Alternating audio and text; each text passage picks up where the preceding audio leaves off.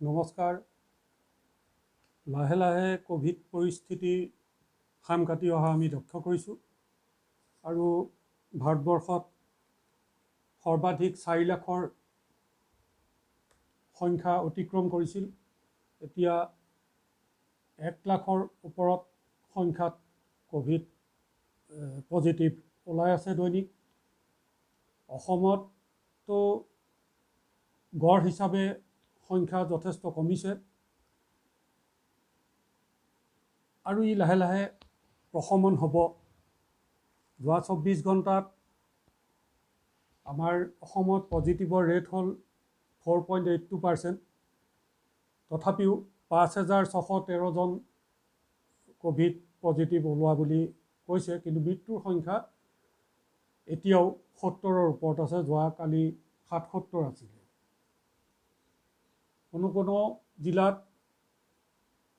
200-250 সৰু সৰু যিবিলাক গুৱাহাটী বাদ দি তেনেকৈ সংখ্যা হৈ আছে, যিটো পৰা আমি নিজক বচাই ৰাখিব লাগিব।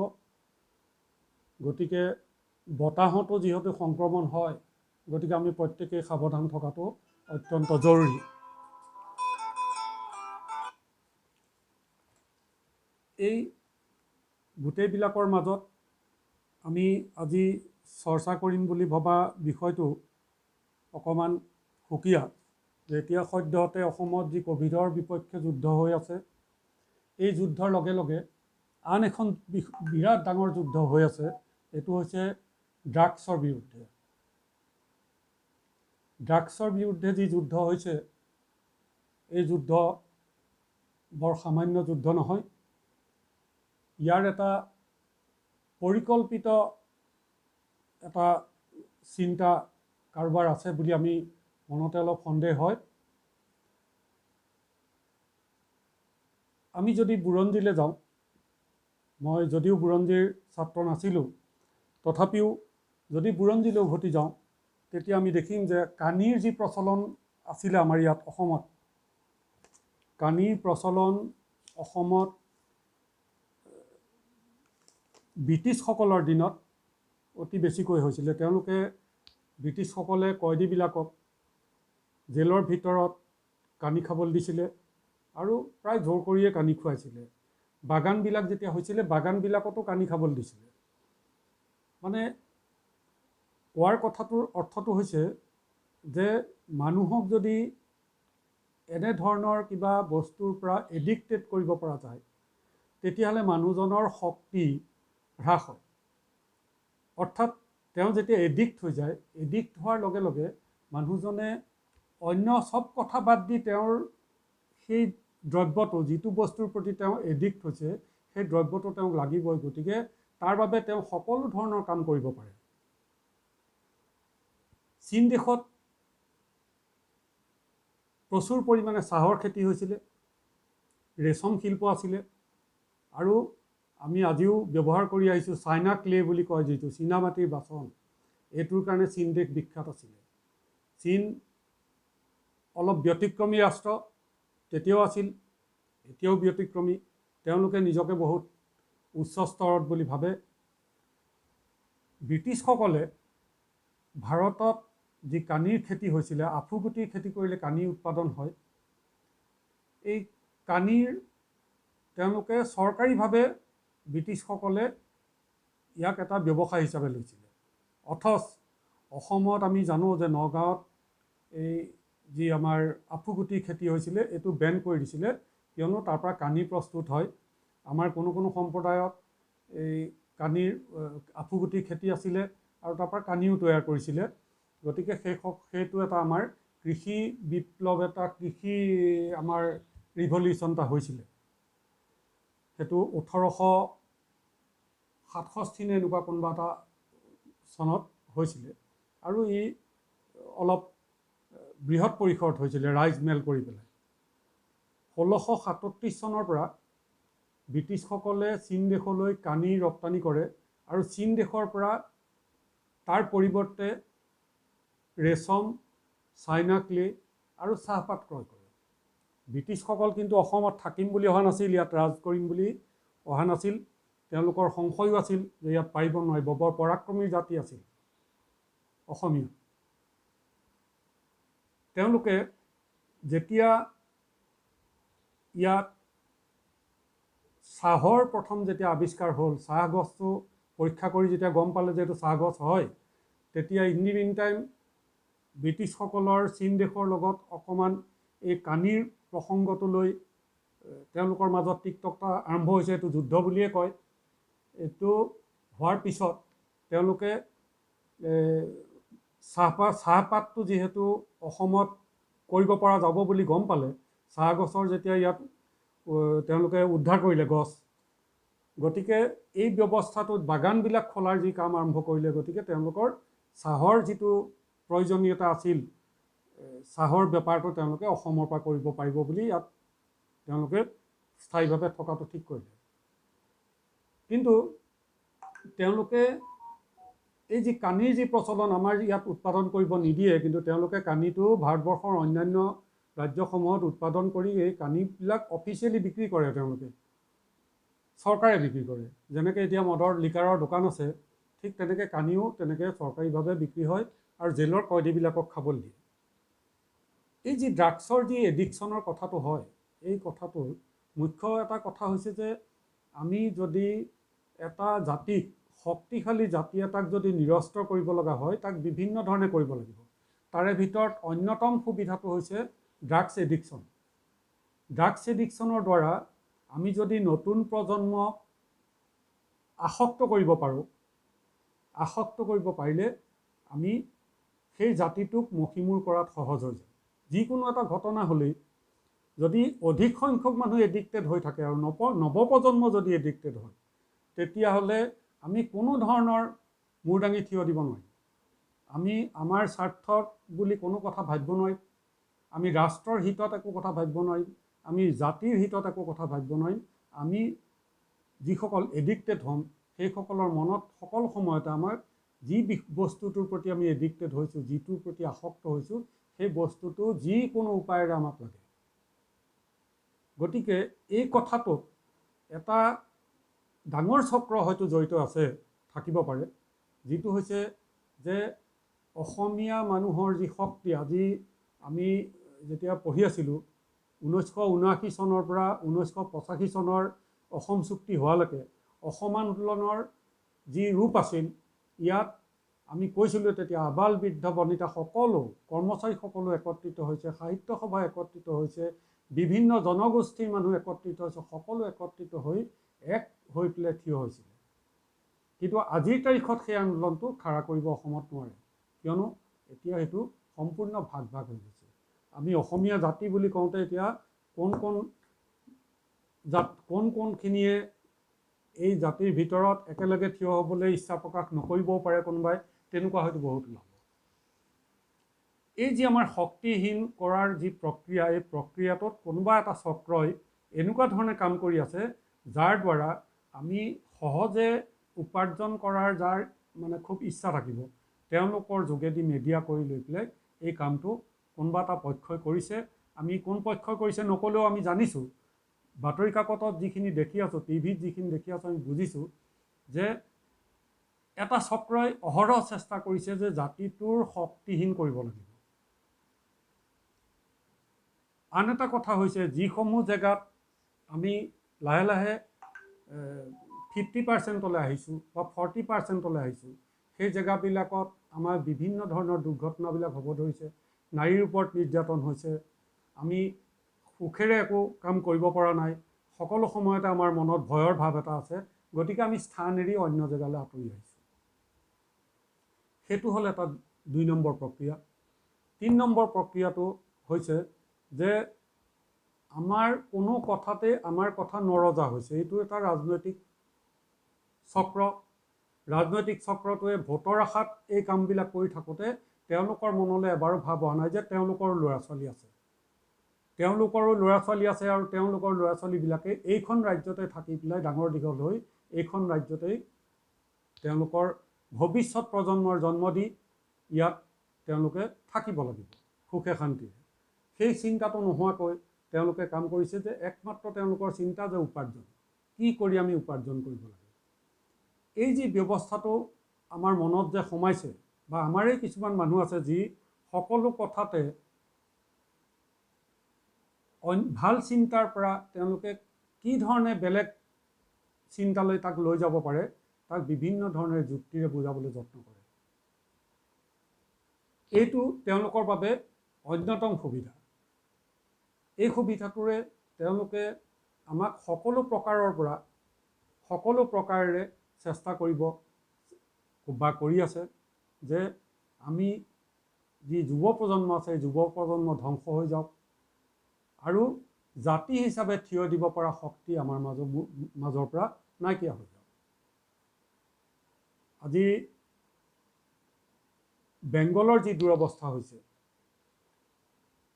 ভাৰতবৰ্ষৰ কোনো ৰাজ্যতে এনেকুৱা নিৰ্বাচন হোৱা নাই যি নিৰ্বাচন হোৱাৰ পিছত যি দল সংখ্যাগৰিষ্ঠ হৈছে, চৰকাৰ হৈছে, সেই দল জিকাৰ পিছত বিৰোধী দলটোক ইমিডিয়েট যিটো বিৰোধী দল আছে সেই দলৰ মানুহৰ ঘৰ দুৱাৰ ভাঙি বুলডোজাৰ দি ভাঙি বা মানুহৰ ঘৰ জ্বলাই দি এনেকুৱা এটা অত্যাচাৰ কৰিছে। তাত কোন জড়িত আছে? তাত অকল তৃণমূল কংগ্ৰেছ জড়িত আছে এনেকুৱা নহয়, এইটো এটা চক্ৰ জড়িত আছে। গতিকে এই ধৰণৰ কথাবিলাক এটা সন্ত্ৰাসৰ সৃষ্টি কৰি আমি টিভিত দেখিবলৈ পাইছিলোঁ, বাতৰি কাকততো দেখিছোঁ যে বহু মানুহ আহি পেলাই আমাৰ পশ্চিমবংগ আৰু অসমৰ সীমান্তত আহি পেলাই অসমত সোমাই তেওঁলোকে কেম্পত আছেহি, ৰিলিফ কেম্পত আছেহি। এনে এটা অৱস্থাৰ সৃষ্টি হৈছে আৰু এই অৱস্থাটো অহাকালিলৈ অসমতো হ'ব যদি আমি এইখিনি সময়তে আমাৰ যি কৰণীয় আছে কৰণীয়টোৰ প্ৰতি আমি সজাগ নহওঁ। গতিকে সেইটো এটা কথা যে আজি এজন বিশিষ্ট ব্যক্তিয়ে এখন সভাত কৈছে, গুগল মিটৰ এখন সভাত কৈছে যে পশ্চিমবংগৰ যিখিনি উঠি অহা ল'ৰা ছোৱালী আছে তেওঁলোকৰ এই দুৰৱস্থাটোৰ কাৰণে আজিৰ তাৰিখত তাত তাৰমানে এসময়ত বংগৰ যি মানুহখিনি আমাৰ কলিকতাৰ যিখিনি মানুহ আছিল তেওঁলোকৰ যি আচাৰ ব্যৱহাৰ আছিল সেই ব্যৱহাৰ আজি বংগত বিচাৰি নাপায়, কলিকতাত আপুনি বিচাৰি নাপায়। বিশ্ববিদ্যালয় পৰ্যায়তো তেনে অৱস্থা হৈছে। গতিকে আমাৰ সমস্যা অকল নিবনুৱা সমস্যা, আমাৰ সমস্যা অকল বানপানীৰ সমস্যা ইত্যাদিবিলাকেই নহয়। আমাৰ সমস্যা হৈছে যে এই যি বিদেশী আগ্ৰাসন হৈ আছে, এই আগ্ৰাসনৰ যোগেদি তেওঁলোকে যিসকল আছে তেওঁলোকে কি উপায় অৱলম্বন কৰি আমাক নিৰস্ত কৰিব বা আমাক এটা সময়ত আমি ভয়াক্ত হৈ পলাব লাগিব বা যিখিনি মানুহ থাকিব এই মানুহখিনিয়ে জাতি বৰ্ণৰ কথা নাই, ৰাষ্ট্ৰবাদৰ কোনো কথা নাই, তেওঁলোকৰ খালি এটা চিন্তা থাকিব যে আমি এইটো পাব লাগে। এনেধৰণৰ এটা অৱস্থাৰ পৰা আমি বাচিব লাগিব আৰু প্ৰত্যেকেই কৰ্ম কৰি অৰ্থনৈতিকভাৱে সবল হ'ব লাগিব। অৰ্থনৈতিকভাৱে যেতিয়ালৈকে আমি যুদ্ধ কৰিব নোৱাৰিম তেতিয়ালৈকে আমি এটা কথাত সদায় আনৰ ওপৰত মুখাপেক্ষী হৈ থাকিব লাগিব। আমি চৰকাৰৰ পৰা কি পাম, কি সাহায্য পাম, কি অনুদান পাম ইত্যাদিতে থাকিব লাগিব। আৰু এনে পৰিস্থিতিৰে গৈ থাকিলে আমি লাহে লাহে কৰ্মহীন হৈ গৈ থাকিম আৰু অৱশেষত গৈ পেলাই আমাৰ এই দুটা তিনিটা প্ৰক্ৰিয়াৰে যে আমাৰ ওপৰত আক্ৰমণ চলি আছে গোপনে, এইখিনিত তেওঁলোক সফল হ'ব আৰু আমি নিশ্চিহ্ন হৈ যাম। গতিকে সকলোকে অনুৰোধ, এই বিষয়বিলাক সকলোৱে চিন্তা কৰিব লাগে আৰু চৰকাৰে এটা যদি প্ৰচেষ্টা চলাইছে এই প্ৰচেষ্টাত সকলোৱে সহযোগ দিব লাগে। চৰকাৰে যেতিয়া কিবা এটা কাম জনহিতাৰ্থে কৰিব তেতিয়া প্ৰত্যেকজন নাগৰিকেই সন্তুষ্টি প্ৰকাশ কৰিব। চৰকাৰে যেতিয়া বেয়া কাম কৰিব তেতিয়া তাৰ সমালোচনা কৰিব। আমি সমালোচনাও কৰিব লাগিব। চৰকাৰে যদি কিবা বেয়া কাম কৰে আমি সমালোচনা আগতেও কৰিছোঁ আৰু ভৱিষ্যতেও কৰিম। কিন্তু এনে যদি কিবা ষ্টেপ লয় যিটো ষ্টেপৰ পৰা আমাৰ ভৱিষ্যত প্ৰজন্ম সুৰক্ষিত হ'ব, ৰাষ্ট্ৰ শক্তিশালী হ'ব, জাতি শক্তিশালী হ'ব, তেনে বিষয়বিলাকত আমি সততেই চৰকাৰৰ লগত সহযোগিতা আগবঢ়োৱাটো অতি দৰকাৰী কথা। গতিকে আমি যেতিয়া স্কুলত পঢ়ি আছিলোঁ তেতিয়া যিটো শিক্ষাৰ ব্যৱস্থা আছিল সেই ব্যৱস্থাত আমাৰ টিউশ্যন অৰিয়েণ্টেড নাছিলে। আমি অকল টিউশ্যন লৈ পেলাই পঢ়ি পাছ কৰাৰ কথাটো নাছিলে, এতিয়া টিউশ্যন অৰিয়েণ্টেড হ'ল। গতিকে শিক্ষা ব্যৱস্থাটোৰো সাংঘাতিক এটা পৰিৱৰ্তনৰ প্ৰয়োজন আছে। যে আমি কি কাৰণে এনেকুৱা হৈছে, মই ব্যক্তিগতভাৱে বহু ল'ৰা ছোৱালীৰ লগত কৰ্মসংস্থাপন সংক্ৰান্তীয় কথাত বা বিভিন্ন কথাত যেতিয়া ইণ্টাৰেক্ট কৰিছোঁ তেতিয়া দেখিছোঁ যে তেওঁলোকে যি বিষয়ত পঢ়ি মাৰ্কছ লৈ আহিছে সেই বিষয়টোৰ কিমান কি জানে মই নাজানো, কিন্তু তেওঁলোকৰ বাহ্যিক জ্ঞানটো একদম শূন্য। মোটামুটি খুব কম সংখ্যক ল'ৰা ছোৱালী ওলাব যাৰ বাহ্যিক জ্ঞানটো আছে। আমি ৰাজনৈতিকভাৱে সচেতন হ'ব লাগিব, আমি অৰ্থনৈতিক বিষয়বিলাক জানিব লাগিব, আমি খেল জগতত কি হৈ আছে এই জানিব লাগিব, সাধাৰণ জ্ঞানৰ সকলো কথা আমি জানিব লাগিব, আমি বুৰঞ্জীও জানিব লাগিব, ইতিহাসে কি কয় সেই জানিব লাগিব। ইতিহাস যদি নাই পঢ়া আমি পঢ়ি ল'ব লাগিব। এতিয়া পঢ়িবলৈ একদম সহজ, তৎক্ষণাত আমি ইণ্টাৰনেটৰ পৰা সকলো কথা পাই যাওঁ কি হৈ আছিল। এই কথাবিলাক যেতিয়া জানিম তেতিয়া আমি প্ৰতিটো পদক্ষেপত যেতিয়া কাম কৰি যাম তেতিয়া আমাক সেইবিলাকে এটা অভিজ্ঞতাৰ দৰে সহায় কৰিব। মই এগৰাকী ছাত্ৰীক সুধিলোঁ, তেওঁ 75% পাইছে, মাষ্টাৰ ডিগ্ৰী কৰিছে। তেওঁক সুধিলোঁ যে citizenship amendment act, CAB CAB citizenship amendment bill পাৰ্থক্য কি? মোৰ উত্তৰটো দিলে যে সংসদত যে পাছ কৰিলে সেইখন হ'ল কেব CAB, কাৰখন কি? বোলে সেইখন পাছ কৰি দিলে যে গতিকে আইন হৈ গ'ল। CAB কেব মানে কেব বুলি নহয়, যিকোনো বিল এখন যেতিয়া সংসদত উত্থাপন কৰে সেইখন বিল হৈ থাকে। সংসদে যদি পাছ কৰে, পাছ কৰাৰ পিছত যদি দেশৰ ৰাষ্ট্ৰপতিয়ে যদি হস্তাক্ষৰ কৰি সন্মতি প্ৰদান কৰে তেতিয়া সি আইন হয়। তেতিয়া মই ঘূৰাই সুধিলোঁ যে এক্ট আৰু ৰুল দুটা বস্তু আছে নহয়। মই এখন কিতাপ দেখুৱালোঁ, কিতাপখনত লিখা আছে যে Assam sales tax act and rules. দুটা বস্তু লিখা আছে, কথাটো এফালে লিখা আছে এক্ট, আনফালে লিখা আছে ৰুল। অৰ্থটো কি? এক্টখন কিবা বেলেগ বস্তু, ৰুলখন কিবা বেলেগ বস্তু, এনেকুৱা নেকি? এতিয়াতো মই ক'ৰবাত পঢ়িবলৈ পালোঁ যে চিটিজেনশ্বিপ এমেণ্ডমেণ্ট এক্ট এইখনৰ ৰুলবিলাক এতিয়ালৈকে তৈয়াৰ হোৱা নাই। এই ৰুলটো কোনে তৈয়াৰ কৰিব? সংসদেতো তুমি কৈলা পাছ কৰি দিলে, বিলখন পাছ কৰি দিলে, বিলখন পাছ কৰি দিয়াৰ লগে লগে এখন এক্ট হ'ল, মই বুজি পালোঁ। ৰুলখন কি? কোনে বনাব? বোলে ৰুলখন পাব্লিকে বনাব। তুমি কিবা এটা ৰুল বনোৱা, মই ৰাস্তাত যাওঁতে মোক গটা মাৰি পেলাই দিয়া, তুমি ক'বা যে মই ৰুল বনাইছোঁ। পাব্লিকে যদি ৰুল বনাব পাৰে তেতিয়া কৰা সেইটোকে। মানে কনচেপ্টবিলাক সৰু সৰু কথা, এই কথাটো মই এটা উদাহৰণত কৈছোঁ, তেওঁক দোষ দিয়াও নাই বা কাকো দোষ দিয়া নাই। আমি সৰু সৰু কথাবিলাক জানিব লাগিব। যে কিবা এটা নটিচ এটা দিছে, আজি আমাৰ হোষ্টেলত PGত থকা গোটেইকেইজনীয়ে কথা পাতিছিলে, কিবা এটা দিছে 169 ধাৰা নে কিবা এটা দিছে। মই এইটোনো কি ধাৰা? পিছত মই শুধৰাই দিলোঁ যে এইটো 144 ধাৰা দিছে। পঢ়াত ভাল, যি বিষয় পঢ়ি আহিছে ভালকৈ পঢ়ি আহিছে, কিন্তু আমি সেইটো থাকিলে নহ'ব। আমি প্ৰতি মুহূৰ্ততে সজাগ থাকিব লাগিব, কাৰণ আমি যেতিয়া পাছ কৰি ওলাই আহি আমাৰ নিজৰ ভৰিত থিয় হৈছোঁ, থিয় হোৱাৰ লগে লগে সমাজখনৰ প্ৰতি মোৰ দায়বদ্ধতা থাকিব লাগিব। সমাজখনক সুৰক্ষিত ৰখাৰ স্বাৰ্থত মই বহু কথা জানিব লাগিব।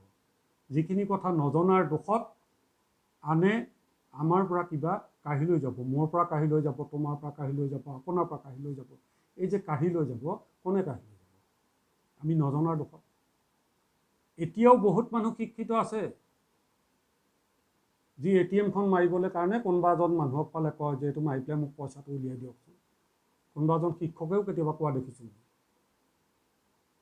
এনেকুৱা হ'ব নালাগে। আমি সময়ৰ গতিৰ লগত খোজ দিব লাগিব। মোৰো বয়স এতিয়া 63 বছৰ, মই সকলো কাম নিজেই কৰোঁ। মই কম্পিউটাৰৰ কটোও নাজানো, কিন্তু মই নিজেই কৰোঁ এতিয়া। 2003 চনত মই যেতিয়া কম্পিউটাৰ লৈছোঁ, মই কম্পিউটাৰৰ কটো নাজানো আৰু আজি পৰ্যন্ত মই কোনো কম্পিউটাৰ ইনষ্টিটিউটত বা কোনো বিশেষজ্ঞক মাতি আনি মই একো শিকা নাই। আমি সময়ৰ লগত খোজ দিব লাগিব। সময়ৰ লগত যদি খোজ নিদিওঁ তেতিয়াহ'লে আমি পিছ পৰি যাম।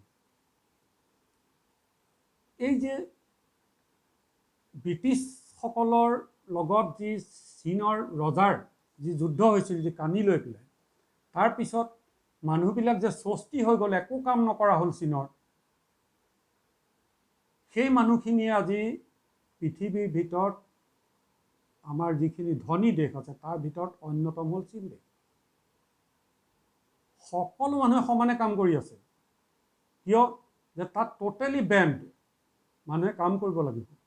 কানি খাই খাই কোনো মানুহে একো কাম নকৰা হৈ গ'ল, তাত চব এডিক্টেড হৈ গৈছিলে। আৰু সেই সুযোগতে ৰজা উফৰি গ'ল। তাত ৰাজশাসন আছিলে, ৰাজশাসনৰ পৰা ৰজা উফৰি গ'ল। উফৰি গৈ তাত কমিউনিজিম আহিলে আৰু এই ব্যৱস্থাটো সম্পূৰ্ণ নাইকিয়া কৰি পেলালে।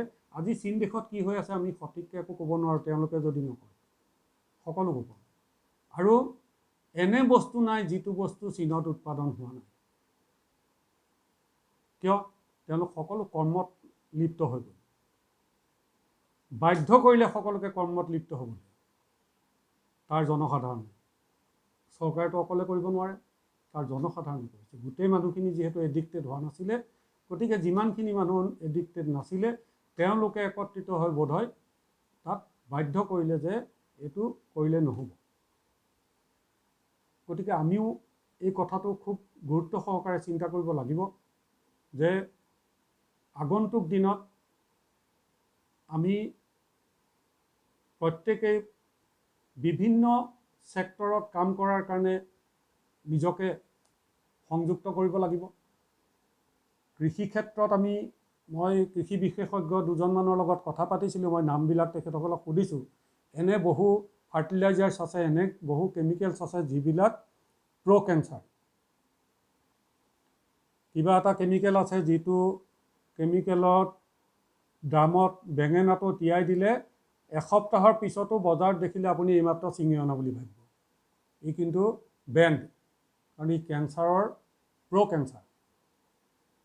আজি অসমত দৈনিক কেঞ্চাৰত কিমান মানুহ মৰিছে তাৰ হিচাপ আমি চৰকাৰক যদি খোজোঁ তেতিয়া আমি গম পাম যে কিমান মানুহ বৰ্তমান কেঞ্চাৰ ৰোগত আক্ৰান্ত।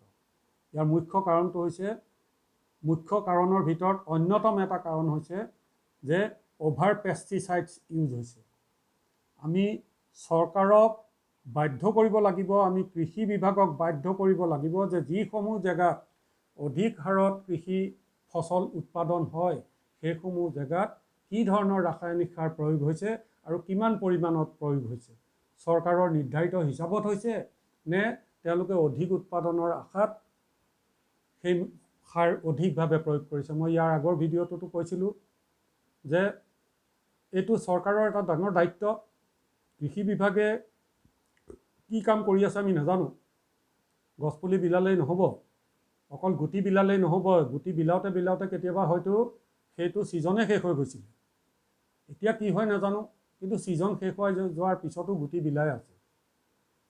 গতিকে সেই কৰি থকা নহ'ব। অকল ৰাজ্যৰ মানুহৰ, জনসাধাৰণৰ জনস্বাস্থ্যৰ প্ৰতি তেওঁলোক সচেতন হ'ব লাগিব আৰু তেওঁলোকে বাধ্য হ'ব লাগিব যে যি জেগাত অধিক হাৰত এই কৃষি উৎপাদন হৈছে, বিশেষকৈ অভিবাসীসকলৰ জেগাত, অধ্যুষিত অঞ্চলত য'ত কৃষি উৎপাদন বেছি হৈছে, কি সাৰ প্ৰয়োগ কৰিছে আৰু কিমান পৰিমাণে প্ৰয়োগ কৰিছে এইখিনি আমি তত্ত্বাৱধান কৰিব লাগিব। আৰু প্ৰয়োজন হ'লে উৎপাদিত সামগ্ৰী পৰীক্ষা কৰিব লাগিব। পৰীক্ষা কৰি নষ্ট কৰি দিব লাগিব দৰকাৰ হ'লে, তাক বজাৰলৈ আহিবলৈ দিব নালাগিব। কাৰণ যিমান দূৰ শুনিছোঁ যে তেওঁলোকে খেতিটো নিজৰ বাবে সুকীয়াকৈ কৰে আৰু বজাৰৰ বাবে সুকীয়াকৈ কৰে। ধান খেতিও তেনেকৈ কৰে। তো প্ৰত্যেকটো দিশৰ পৰা জাতিক যদি ধ্বংস কৰাৰ বাবে প্ৰচেষ্টা থাকে আৰু আমি যদি নীৰৱে গোটেই কথাখিনি চাই থাকোঁ আৰু সমৰ্থনে কৰি থাকোঁ তেনেহ'লে জাতি বাচি নাথাকিব। সেয়ে বেছি কথা নকওঁ, আজিলৈ ইমানতে সামৰিছোঁ। সকলোৱে সাৱধানে থাকক। ক'ভিড শেষ হোৱা নাই। অসমত বিহুৰ পিছৰ পৰা আৰম্ভ হৈছে।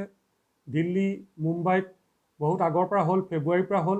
গতিকে তাত এতিয়া শেষ হ'বলৈ আৰম্ভ কৰিছে। আমাৰ হয়তো মধ্যভাগ পাইছে। আমি এটা ভাল খবৰ চৰকাৰে দিছে যে 15 জুনৰ পিছৰ পৰা লাহে লাহে লকডাউনটো খুলিব। কিন্তু গোটেই কথাটো নিৰ্ভৰ কৰিব আমাৰ সাৱধানতাৰ ওপৰত, আমাৰ সহযোগৰ ওপৰত। গতিকে সকলোকে পুনৰ বিনম্ৰভাৱে অনুৰোধ জনাইছোঁ, সকলোৱে অতি সাৱধানতা অৱলম্বন কৰক। এইবাৰৰ যি ক'ভিড হৈছে, এই ক'ভিড অতি মাৰাত্মক ধৰণৰ হৈছে। ই মৃত্যুৰ হাৰ অত্যাধিক বৃদ্ধি কৰিছে। গতিকে আমি নিবিচাৰোঁ যে আমাৰ আত্মীয় কোনোবা এজন আমাৰ মাজৰ পৰা নাইকিয়া হৈ যাওক। সেইকাৰণে পুনৰবাৰ নমস্কাৰ জনাই আপোনালোকক সুস্থ থাকি ভৱিষ্যতত লগ পোৱাৰ বাবে আশা কৰি সামৰণি মাৰিছোঁ। ধন্যবাদ।